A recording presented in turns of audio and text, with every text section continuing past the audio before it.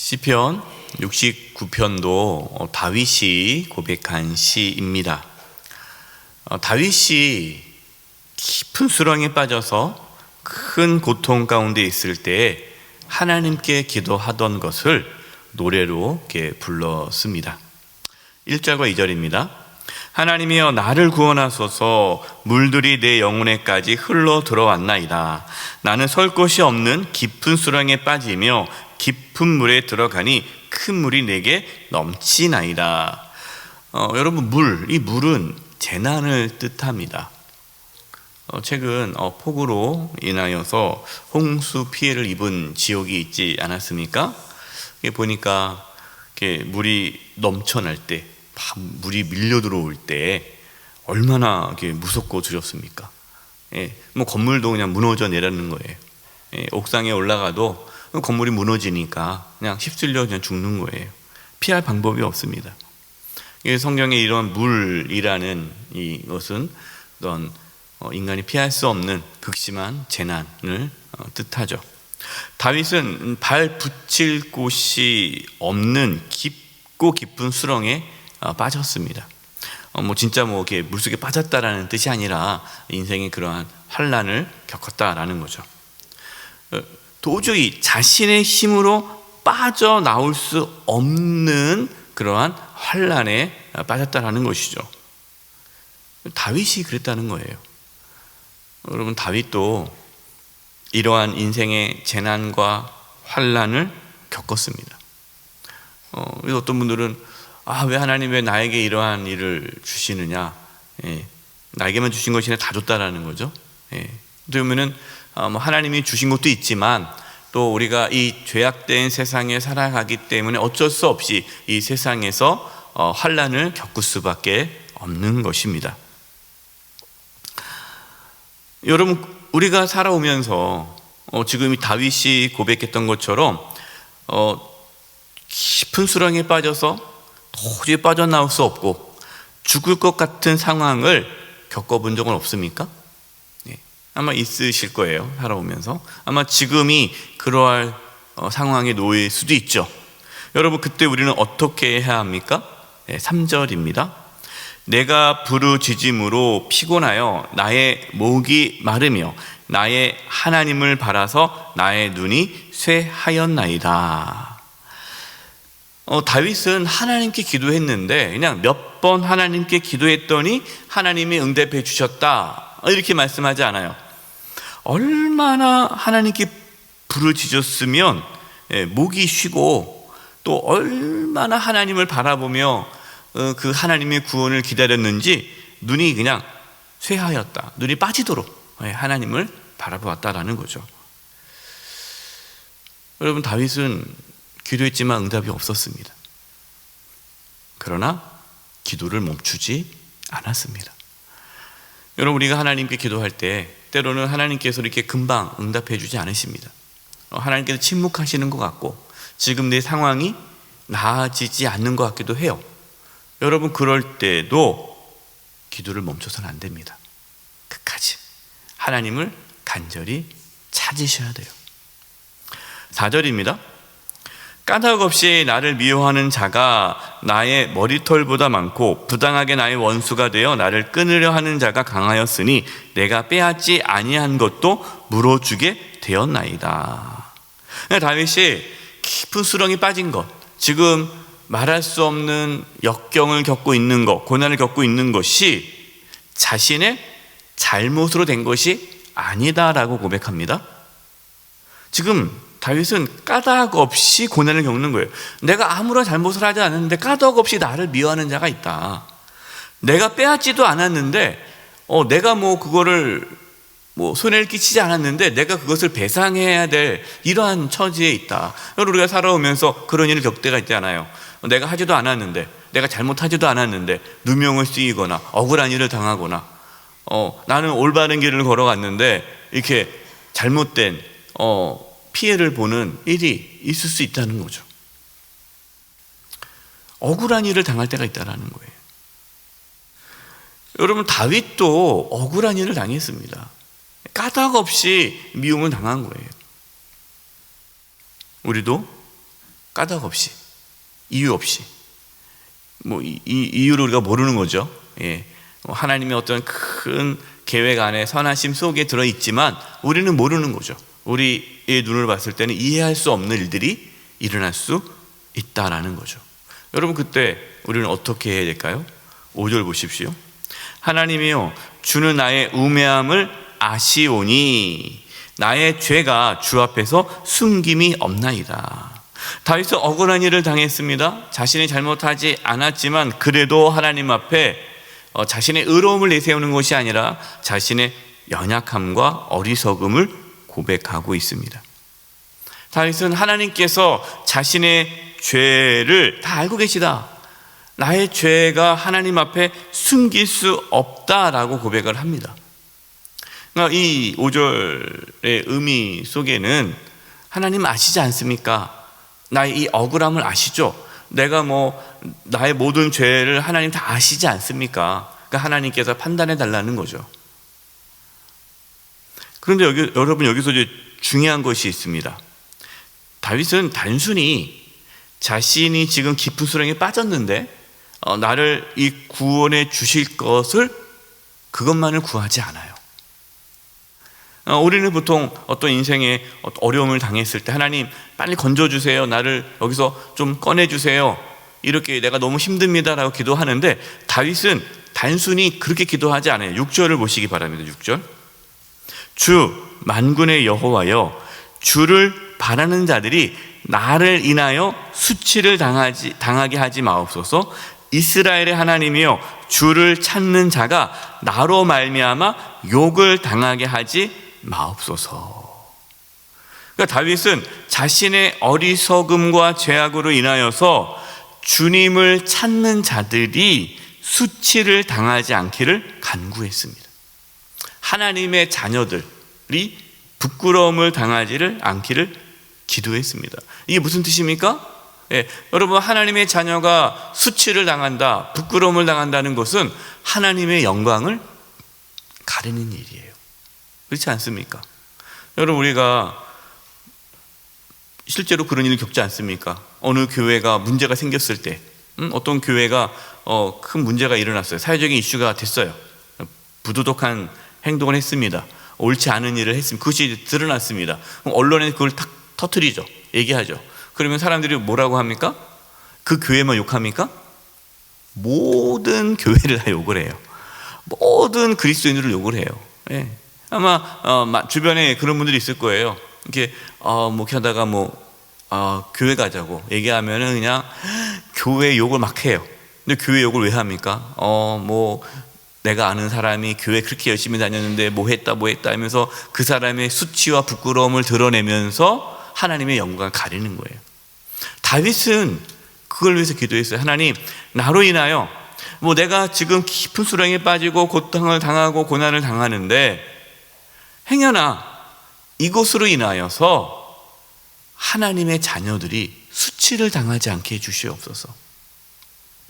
하나님의 영광을 가리지 않게 해주시옵소서. 우리 개인의 삶이 하나님의 영광을 가려서는 안 됩니다. 물론 우리가 아플 수 있어요.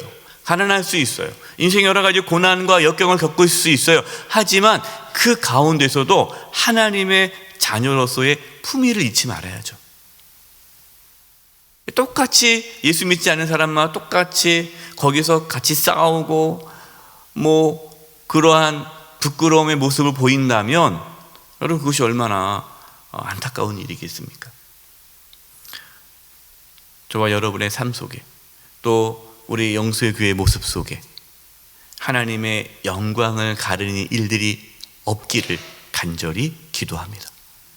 이걸 위해서 기도하셔야 돼요. 7절입니다. 내가 주를 위하여 비방을 받았사오니 수치가 나의 얼굴에 덮였나이다. 다윗은 주님을 위하여 비방을 받았습니다. 수치를 당하였습니다. 다윗은 단지 모욕을 당하는 것이 괴로운 것이 아니에요. 다윗은 주님을 위해서라면 비방과 모욕도 견딜 수 있었습니다. 여러분, 예수님께서 우리를 구원하기 위해 온갖 모욕과 수치를 당하지 않았습니까? 예수님께서 나 기분 나쁘다고, 내가 자존심이 있지, 그래도 내가 하나님인데 내가 이런 모욕을 받아야 돼? 하고 예수님께서 그 모욕과 멸시와 천대를 거부했다면 여러분, 우리가 어떻게 구원을 받을 수 있었겠어요? 예수님을 믿고 따라가는 자는 예수님과 똑같이 하나님의 영광을 위해서, 때로는 하나님의 뜻을 이루기 위해서 때로는 비방과 모욕을 받을 수가 있습니다. 여러분, 비방과 모욕을 당하는 것을 거부하지 마세요. 욕 먹을 수 있어요. 주님을 위해서라면. 물론 여러분 또 무례하게 행동하지 마세요. 너 말씀 은혜 받았다고 해서 이제는 내가 욕 먹어도 난 괜찮아, 난 욕 먹어도 상관없어, 누가 나 욕해도 난 상관없어, 그냥 뻔뻔하게 살라는 뜻은 아니에요. 우리가 무례하게 행동하면 안 되죠. 그러나 정말 주님을 위해 손가락질 당하고 모욕을 당할 수 있어요. 실제로 그런 분들이 있습니다. 직장 내에서 내가 하나님의 자녀로서 올바른 길을 걸어갈 때 비아냥거릴 수 있어요. 야, 너만 깨끗하냐? 왜냐면은 다 뭐 비리가 있고 막 이렇게 부정부패가 있는데 깨끗하게 살아간다면 손가락질 받는 거죠. 그러나 그러한 비난과 모욕은 견디셔야 돼요. 8절입니다. 내가 나의 형제에게는 객이 되고 나의 어머니의 자녀에게는 낯선 사람이 되었나이다. 여러분, 이 8절 말씀 보면 정말 이렇게 안타까운 거죠. 다윗이 가족들에게도 친족들에게도 외면을 당하고 낯선 사람이 되었다. 어머니의 자녀에게 낯선 사람이 되었다라는 것이 우리 형제 자매, 형제로부터, 가족으로부터 외면당한 거예요. 아무도 가족 중에 도와주는 사람이 없는 거예요. 여러분, 가족이 도와주지 않는데 누가 도와주겠습니까? 이 8절 말씀은 지금 내 주변에 나를 도와주는 자가 한 사람도 없다라는 거예요. 아무도 나를 도와줄 자가 없다. 그래서 다윗은 하나님만을 구하는 거예요. 금식하며 하나님께 기도합니다. 금식하며. 그런데 그 결과가 무엇입니까? 10절입니다. 10절 보세요. 내가 곡하고 금식하였더니 그것이 도리어 나의 욕이 되었으며. 정말 안타깝지 않습니까? 그냥 금식하며 하나님께 기도하며 나아가는데 오히려 사람들에게 조롱거리가 되다라는 거예요. 얼마나 이 비참합니까? 그래도 다윗은 포기하지 않습니다. 13절, 14절, 16절을 볼 텐데요. 여러분, 이것이 오늘 이 새벽에 하나님께서 저와 여러분에게 주신 말씀이에요. 13절, 14절, 16절. 이 13, 14, 16절의 의미를 좀 더 잘 나누기 원해서 제가 표준 세번역으로 읽어드리겠습니다. 이 부분을 표준 세번역으로 읽어드릴 테니까 여러분들은 우리 개역개정 13, 14, 16절을 한번 보면서 표준 세번역 말씀을 한번 들어보시기 바랍니다. 13절입니다. 그러나 주님, 오직 주님께만 기도하오니 하나님, 주께서 나를 반기시는 그때에 주님의 그 한결같은 사랑으로 나에게 응답하여 주십시오. 그러나 주님, 지금 그러나 내 상황이 어떻습니까? 너무나 힘든 상황이죠. 뭐 모욕과 조롱이 있고 가족이 다 떠나고 도와주는 사람 한 사람도 없고 그렇게 기도하는데도 응답은 없고 내가 아무리 기도해도 하나님께서 응답해 주지 않은 거예요. 그래서 내 눈이 쇠하였고 내 목이 쉬었고 주변에 조롱거리가 있고, 그러나 포기하지 않고 오직 주님께만 기도하오니. 오직 주님께만 기도하오니. 보십시오. 하나님, 주께서 나를 반기시는 그때에, 13절에도 나오죠. 여호와야 나를 반기시는 때에. 하나님께서 나를 받아주시는 때까지 내가 기도한다라는 거예요. 하나님께 나를 반기지 않으시면, 나를 반기지 않으신다는 거예요. 그러면 뭐 어쩔 수 없는 거죠. 하나님께서 나를 반기시는 그때에 주님의 그 한결같은 사랑으로 나에게 응답하여 주시옵소서. 주님의 한결같은 사랑, 이게 중요합니다. 예, 한결같은 사랑. 여기는 이제 많은 인자와 구원의 진리를 여기 많은 인자라는 것이요, 사랑인데 한결같은 하나님의 사랑이거든요. 그러니까 다윗이 붙잡고 기도하는 것은 하나님의 한결같은 사랑이에요. 여러분, 하나님은 저와 여러분을 한결같이 사랑하십니다. 때로 이해할 수 없고, 때로 하나님께서 침묵하시는 것 같지만 여러분, 하나님은 침묵하시는 것이 아니에요. 하나님께서 응답하지 않는다고 해서 하나님의 사랑이 사라진 것이 아닙니다. 여러분, 하나님의 사랑은 계속 있는 거예요. 우리가 깨닫지 못하는 거지 하나님의 사랑은 한 번도 끊긴 적이 없어요. 다윗은 그것을 붙잡고 기도하는 거예요. 주님의 믿부심으로 14절, 나를 이 수렁에서 끌어내 주십시오. 주님의 믿부심으로 나를 미워하는 자들에게서 지켜주시고 이 깊은 물에서 나를 건져주시옵소서. 나를 구원해달라는데 그 구원의 근거가 무엇입니까? 주님의 믿부심으로. 이 믿부시다라는 것이 하나님의 신실하신 사랑, 변함없는 사랑, 긍휼이죠. 16절입니다. 주님, 주의 사랑은 한결같으시니. 똑같이 반복돼요.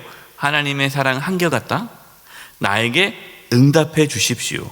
주님께는 긍휼이 풍성하오니 나에게로 얼굴을 돌려 주십시오. 다윗은 하나님의 그 변함없는 사랑, 긍휼을 의지하며 기도하고 있습니다. 여러분, 우리가 어떻게 기도해야 합니까? 똑같이 이 하나님의 사랑, 하나님의 긍휼을 붙잡고 끝까지 기도하셔야 돼요. 포기하지 마십시오. 하나님은 우리를 변함없이 사랑하십니다. 끝까지 기도하시고, 어떠한 고난과 역경 가운데서도, 또 어떠한 모욕과 어떠한 조롱거리 가운데서도 포기하지 마시고 우리를 사랑하시는 주님을 바라보며 끝까지 기도하심으로 하나님의 구원을 경험하는 저와 여러분 되시기를 간절히 축원드립니다. 기도하겠습니다. 하나님 아버지, 때로 응답이 없고 상황이 나아지지 않는다 할지라도 낙심하지 않게 해주시고 주님을 바라보게 해주시옵소서. 한결같이 우리를 사랑하시는 그 주님의 사랑을 저희가 놓치지 않게 해주시고 포기하지 않고 끝까지 기도하게 하여 주시옵소서. 주님의 사랑을 붙잡고 긍휼하심을 의지함으로 기도하오니 주여 저희를 구원하여 주시옵소서. 예수님의 이름으로 기도드립니다. 아멘.